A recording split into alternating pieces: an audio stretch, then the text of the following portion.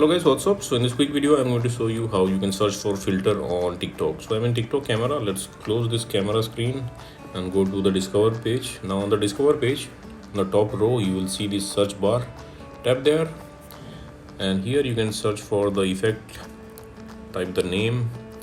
Let's search for neon shadow. Okay, this is the filter. As you can see on the first row, tap on it. Okay, this is the effect page. Now at the bottom of the screen you can see the record button. You can tap there and you can use this filter from here. Okay, let's search a different filter. Baby filter, baby effect,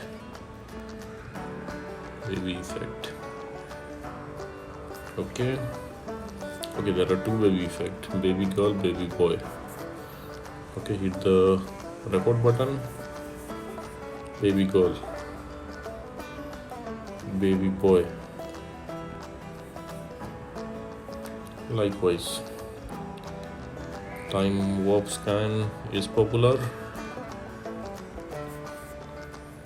Okay, this is the filter.